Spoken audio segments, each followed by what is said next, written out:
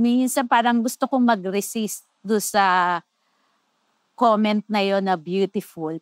So kailangan laging pinag-iisipan din yung trabaho, hindi lang parang maging maganda.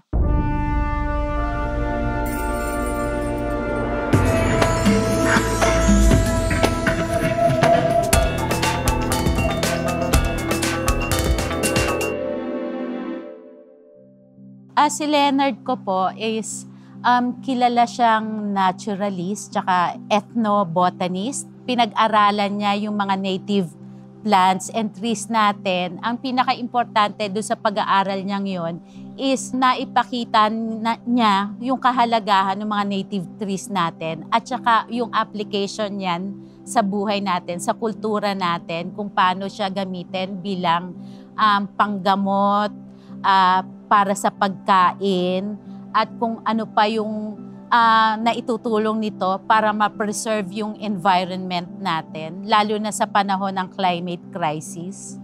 So, pero namatay po siya 10 years ago, napatay si Leonard. Naging inspirasyon si Leonard para sa akin, hindi lang sa art making, kundi kasi parang yung art making ko nakaugnay na sa kung anong ginagawa namin dito sa property.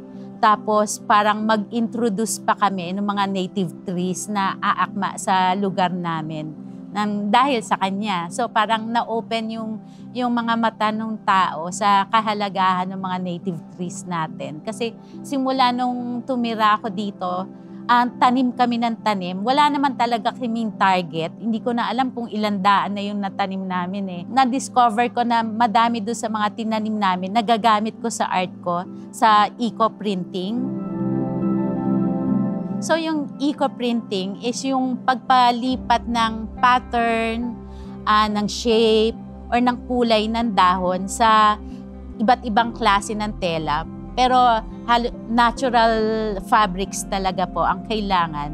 Tapos yung fabric, kailangan mag-undergo ng iba't iba pang proseso para kumapit yung mga dahon na yon. So parang nililinis namin yung dahon. Parang mga ano lang naman, mga simple, not harmful chemicals, mga metallic salts, yung mga alum, like yung mga tawas. So yun lang yung ginagamit namin.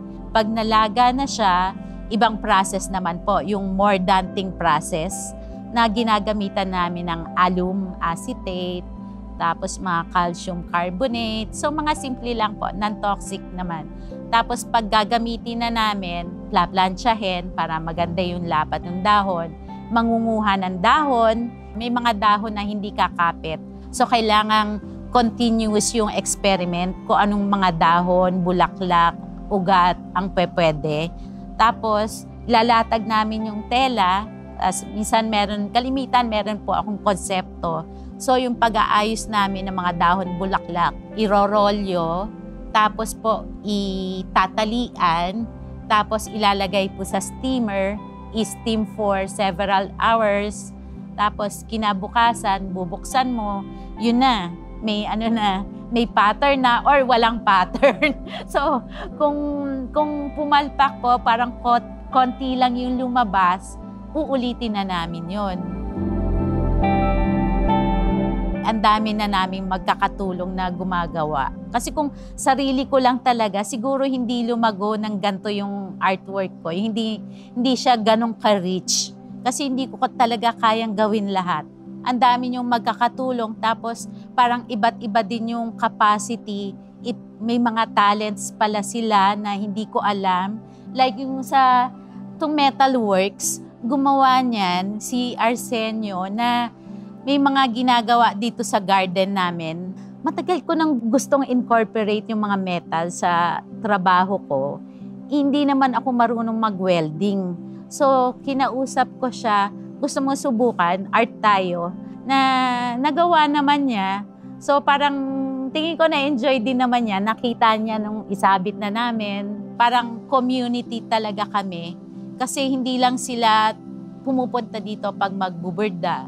Parang minsan dadalaw lang sila sa amin. Ako po, tsaka si Joben, nagpre-prepare ng fabric. Tapos Katulad po sina Cherry, papasok na sila pagka sa embroidery.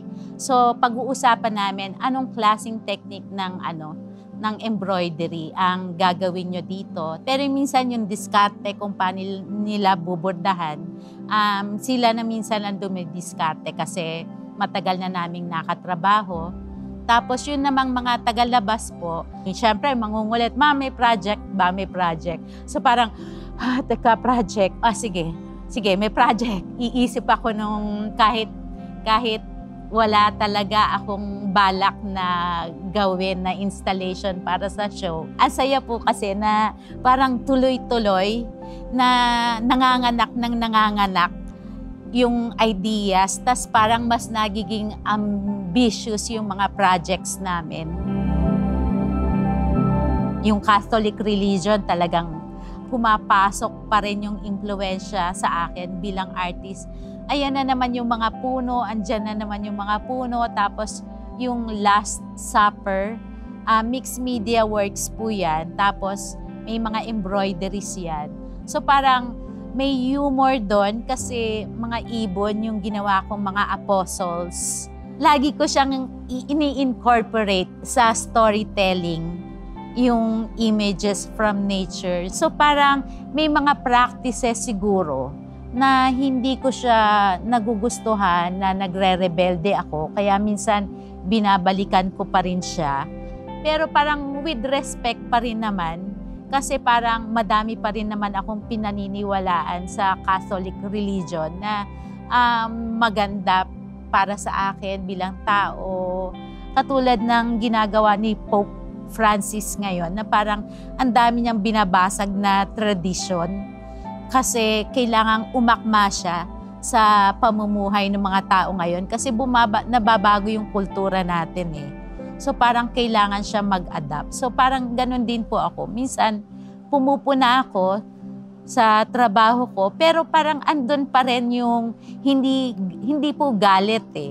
Kundi parang hinihimay ko rin yung relationship ko doon sa aking relihiyon. Yung isa pong pinortray namin is si Ana Patricia Non, founder ng Maginhawa Community Pantry. So parang hindi ko rin pipiliin si Ana Patricia kung hindi rin ako nakaka-relate do sa ginagawa niya or ginawa niya. Kasi parang nag-community pantry din kami dito. Bago siya, parang sa iba't ibang probinsya may nag-i-initiate na yan. Pero dahil pinalawak niya, so tapos nagkameron siya ng problema personally dahil ni-red tag siya nung government kasi ang laki ng ginagawa niya para sa mga kapwa Pilipino niya. So parang yun, simpleng tao na gusto lang makagawa ng maganda para sa kapwa. So parang relatable talaga sa akin. So parang hindi ko rin po maipagtugma yung pagtulong sa pagiging aktivista ka kasi may inirereklamo ka sa kasulukuyang ginagalawan mo. Yung commentary lagi sa work ko na parang beautiful. Minsan parang gusto kong mag-resist do sa comment na yon na beautiful. Pero parang sa akin, isa din yan sa pamamaraan na parang ma-draw yung attention ng mga tao. Tapos kailangan hindi tayo tumigil sa beautiful. So kailangan laging pinag-iisipan din yung trabaho, hindi lang parang maging maganda, kundi parang laging meron ka rin mai-convey na hindi lang meaning, kundi iba't ibang reaction. So nung nakagraduate ako sa Fine Arts, 1997 yun. Wala pa pong masyadong galleries noon. Konti lang, karamihan ng galleries nasa Mega Mall. Mahirap sa aming makapasok, magkameron ng solo exhibitions agad, lalo na kagraduate mo pa lang. Sumapit na tayo sa ating 2024 na parang every month yata may gallery na nagbubukas. Tapos, ang dami-dami mga artists. So parang ang Ang saya lang kasi ang dami-dami ngang artist na nabibigyan ng opportunity. Ang laki-laki na ng mundo natin dito sa Pilipinas. Tas parang hindi lang nako-concentrate yung art happening sa Maynila. Pero may nangyayari din sa iba't ibang probinsya dahil sa may mga artist na nagbubukas ng kanilang space, mga alternative space. Like sa Lukban, yung Project Space Pilipinas, tapos sa Iloilo. So parang ang daming artist initiatives po ngayon. May source of income na talaga yung mga artists sa kanilang art na hindi katulad dati na kailangan talaga maintain ka ng ibang trabaho para buhayin ka ng art mo kasi hindi ka talaga kikita dyan eh.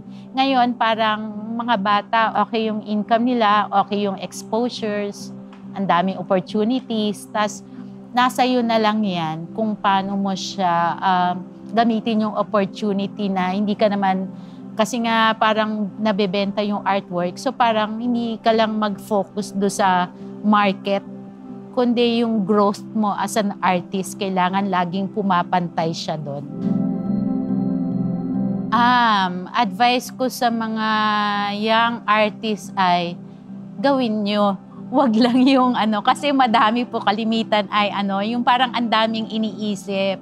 Parang may mga artist ako na, mga bata, ang daming kinikwentong ideas, pero hindi ginagawa. Kahit eksperimento lang yan, alam mo na madaming palpak dyan, gawin mo pa rin yan. Kasi hindi mo yan mape-perfect sa utak mo. Mas maganda talaga kung may imperfections doon sa mga ginagawa mo, kahit yung mga finished works. Kung matuto silang i-shut down yung kanilang computer, yung scrolling, yung madami kang makikita na iba't ibang klaseng trabaho sa internet. Parang malilito ka kung hindi mo talaga kilala pa kung sino ka as an artist. Ang daming pwedeng pagkunan ng inspiration, ang daming images. So parang okay lang na may pulutin ka dyan na pagsisimulan mo tapos wag mo na silang tingnan. I-develop mo ng kung paano mo pwedeng gamitin sa pangsarili mo. Ipasok mo na yung personality mo, ipasok mo yung ideas na nabubunot mo sa paligid mo. So yun, basta kailangan gawin. Pagtatrabahuhan mo yung recognition na yun. Tsaka parang at the end of the day, hindi naman lagi yung recognition yung chine-chase mo, kundi yung development ng art making mo. Parang laging ang basihan mo yung huli mong trabaho or yung body of works. Ganado ka pa bang magtrabaho? Hindi dahil sa may kinikita ka kasi kundi ganado ka talaga. May mga gusto ka pang gawin.